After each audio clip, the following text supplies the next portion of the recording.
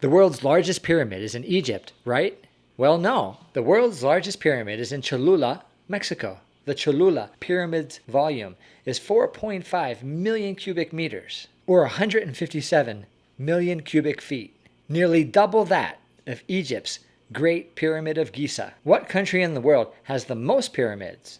Well, surely you got it right this time. Mexico does. There are nearly 200 countries on Earth, and Mexico is fifth in biodiversity, with deserts, cloud forests, tropical forests, temperate forests, coral reefs, mangrove swamps, and alpine ecosystems. Mexico is home to 64 varieties of corn, and chocolate, yes, chocolate that is loved worldwide, originated in the area that is present-day Mexico. Mexico has El Pico de Orizaba, the third highest peak in North America, after Denali in Alaska and Mount Logan in the Yukon. The Grand Canyon in the U.S. is very famous, for Mexico has the Copper Canyon, which is 4 times larger in total area than the Grand Canyon and deeper as well. Mexico has amazing geography, archaeological sites, as well as an extraordinary cultural and culinary heritage. Mexico is often awe-inspiring. Yo no me atrevo a bailar arriba de esa tarima. Yo no me atrevo a bailar arriba de esa tarima.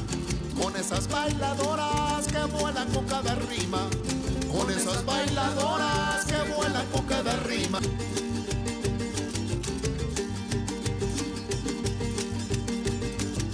Yo no me atrevo a bailar arriba de esa tarima. Welcome to another episode of Everything Mexico. I am your host, Richard. I had every intention of simply cycling the length of Mexico from the U.S.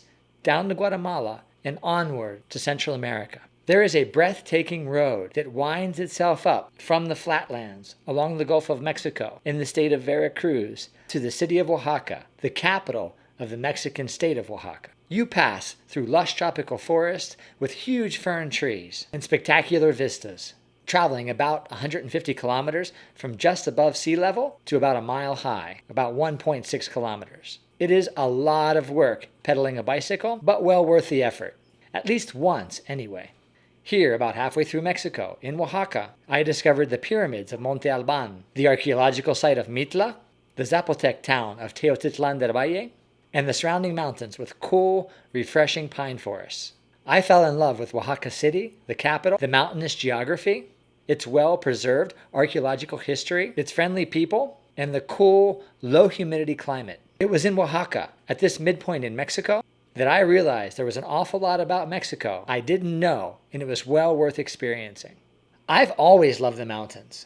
Mexico, apart from the Yucatan Peninsula, is basically one enormous conglomeration of mountains. The mountains farther north that are called the Canadian Rockies and the U.S. Rockies continue down through Mexico, changing names, and merge with other mountain chains formed by the uplifting caused by the meeting of the North American plate with the Pacific and Cocos plate. I have often wondered how many square kilometers or square miles Mexico is if you were to calculate the entirety of the area of all of its hill and mountain slopes. Because the mountains force people to make roads that twist and turn and rise and fall over and over again, it is often the case that you can travel by car for a full day in Mexico and realize at the end of the day that as the bird flies, you only went a few hundred kilometers. Mexico is a big country, regardless of its topography. It is the 13th largest of 195 countries in the world. However, because it is so mountainous, it seems even larger when you travel by land. To put things into perspective, about 70% of Mexico is covered in mountains, while about 25% of Canada and the U.S. are, and 35% of Europe is. Mexico's extreme topography makes transportation more difficult, which isolates areas. Isolation has allowed different cultures to arise and be preserved, contributing to Mexico's overall cultural diversity. Pre-Hispanic Mexico, that is to say Mexico before the invasion of the Spanish, has a history of advanced civilizations, among them the Aztecs, Maya, and Olmecs. I had the preconceived notion that Mexico had a few amazing archaeological sites. It turns out there are many impressive and often large archaeological sites the length and width of the country. If you were doing an archaeological tour of Mexico, hitting only the most impressive sites, and spending a day or two at each site, it would take you months to see them all.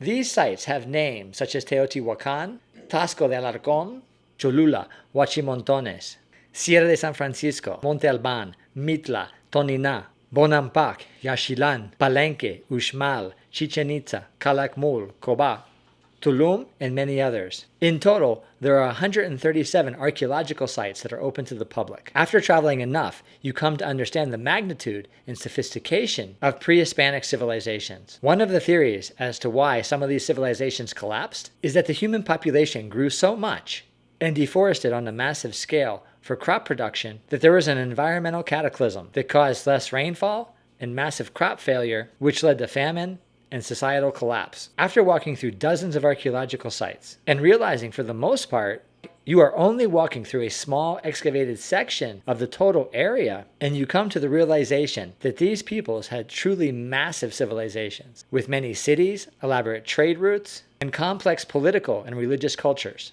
In the past decade or so, archaeologists have been able to look at maps created by LiDAR, shot with airplanes and helicopters, that technologically made it possible to see through the vegetation and discern structures that on foot would have been almost impossible to identify.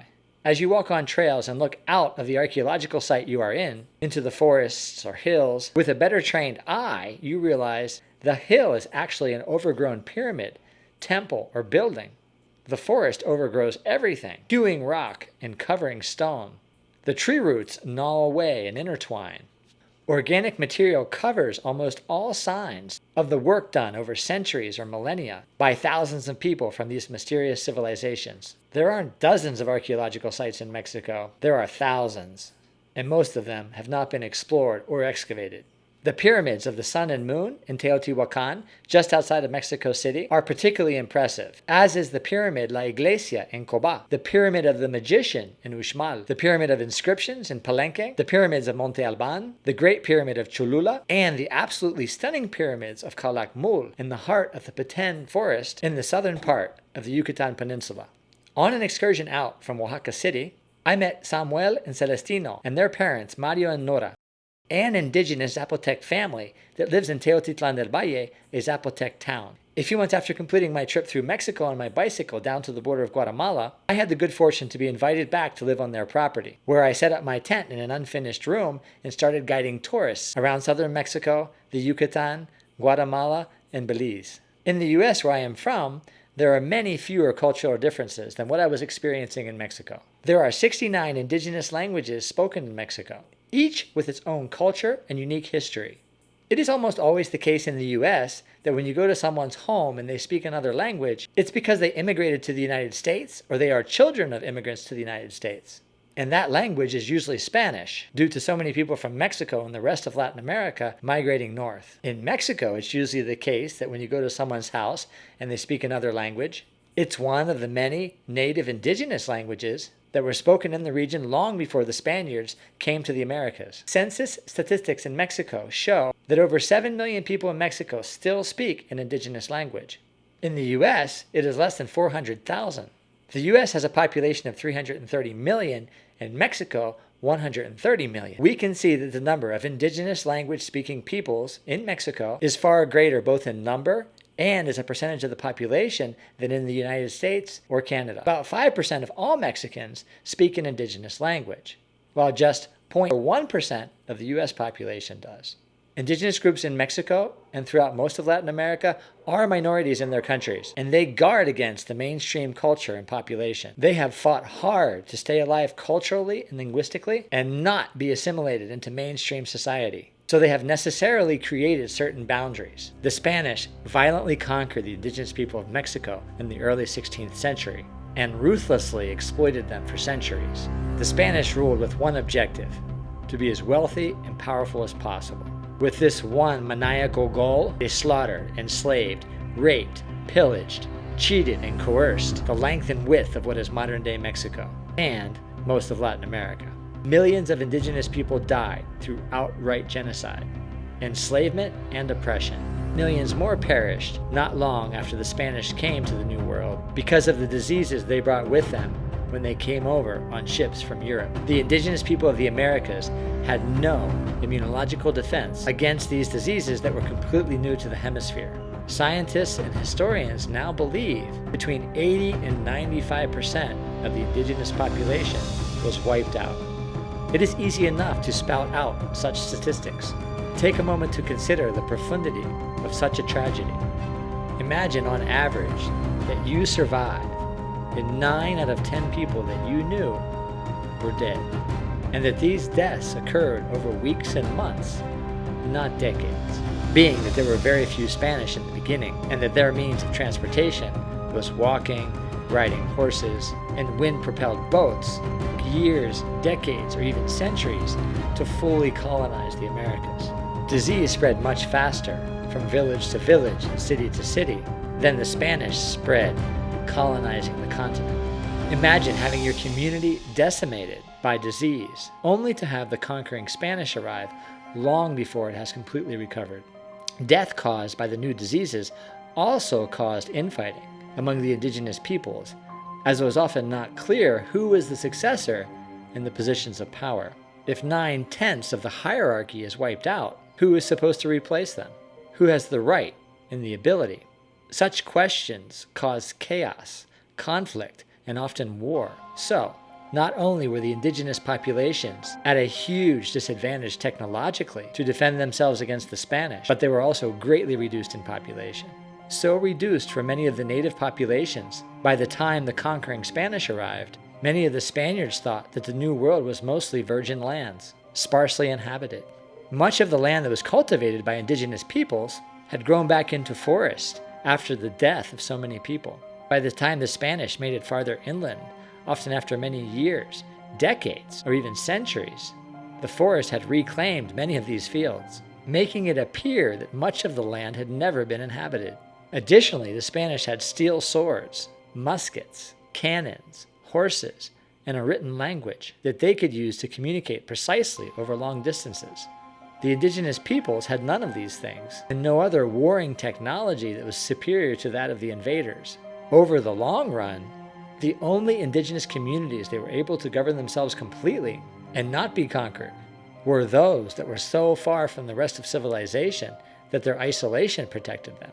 With much of this understanding of the history of the indigenous peoples in mind, I felt privileged to be invited to stay with the Zapotec family in Teotitlán del Valle.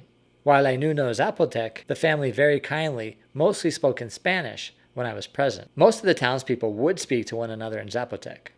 I came to see that it was their language that truly bound them together. Without Zapotec, only remnants of their culture would remain, as their language held most of the cultural characteristics that made the Zapotec people unique from the Spanish-speaking culture surrounding them. Mexico is ranked 8th out of 195 countries in the world for linguistic diversity. Some of the following are names of indigenous peoples in Mexico that have populations of more than 100,000 and speak their own language. Nahuas, Mayas, Mixtec, Otomi, Totonac, Tzotzil, Setzal, Mazawa, Huastec, Chol, Chinantec, Tlapanec, and Tarahumara. 4 of the indigenous languages in Mexico are isolated, meaning they come from a linguistic family that has no relationship to any other linguistic family. In other words, each of these 4 has a unique linguistic structure. With all of this cultural variety, Mexico also has world-class culinary culture. Chocolate is perhaps the most treasured food worldwide. This mouth-watering treat originated in Mesoamerica. Much of Mesoamerica is in modern-day Mexico. It was the Olmecs, Mayas, and Aztecs that created a culinary culture around cacao, the seeds from which chocolate is made. Just as a German or Canadian might make apple pie, many Mexicans can make chocolate. My wife's grandmother was frequently toasting cacao. The family would then gather around and clean the cocoa beans. Then Mama Chica, Grandma Chica, would grind and mill the beans and mix them with sugar and cinnamon and create chocolate balls or wafers. One of Mexico's most surprising and delicious dishes is mole. Mole is a sauce that is eaten over chicken, tortillas, or rice and is made out of chocolate, spices, nuts, chilies, and other ingredients. Mole sauces are quite varied from region to region. Some have as many as 30 ingredients. Other famous dishes include chilaquiles, tamales, empanadas, chile en nogada, and menudo. With 64 varieties of corn, many Mexican dishes have corn as an ingredient. You can be sure to pleasure your taste buds when in Mexico. We'll cover more on the topic of culinary treats and culture in Mexico in a future episode. If you are enjoying this episode of Everything Mexico, please subscribe and give us a thumbs up. It really helps the channel and we appreciate your support. If you'd like to support us on Patreon, We'll leave a link in the description below. Mexico's rugged topography, with endless hills and mountains, covering 70% of its expansive territory, has not only helped to create diverse civilizations and indigenous groups, but has also created many macro and microclimates with their own unique ecosystems, species of plants and animals. Mexico is ranked 5th in biodiversity among the countries of the world. The vaquita, the smallest known porpoise, is found only in the Sea of Cortez. The axolotl, whose name etymologically originates from Nahuatl and means the strange monster of the water, is an eye-catching salamander. Lives in Mexico's Central Valley around Mexico City and is endangered with extinction. They are able to regenerate different parts of their body, including their legs, gills, and even their eyes and brain. There are many bird species endemic to Mexico, including the blue-crowned motmot, the black-throated magpie jay, and the red-crowned Amazon parrot. Mexico also has much to offer in the water, with whales, whale sharks, and coral reefs. The underground pools and limestone caves, known as cenotes, can be found throughout the Yucatan Peninsula. They offer amazing snorkeling, scuba diving, and swimming, and have their own unique species of fish and amphibians. The cenotes are a cool and refreshing refuge from the smothering heat of the Yucatan. Mexico has 203 protected areas, of which 57 are national parks. 23 of Mexico's 32 states have national parks. Despite the federal designation of these sites, most are underprotected, with minimal enforcement of the law created to safeguard their future, especially regarding the protection of wildlife. As a result, habitat destruction, the killing of wildlife for food, and the capture of wildlife for the pet trade continue. Many animal species that are most associated with Mexico, such as the jaguar, spider monkey, howler monkey, crocodile, tapir, and peccary, have become extinct in most of their original territory and are endangered in what few areas they still inhabit. Please watch our Cascading Canopy Reserve video in the link above. Also list the video in the description below. With a rich history of advanced civilizations whose archaeological remains dot the republic, a varied and extreme topography ranging from snow-capped volcanoes to tropical rainforests, abundant biodiversity, intriguing cuisine, and many unique languages and cultures, Mexico is an extraordinary country. If you have any topics you would like me to cover regarding Mexico, please put them in the comment section below. Thank you for watching Everything Mexico, and we'll see you in the next episode.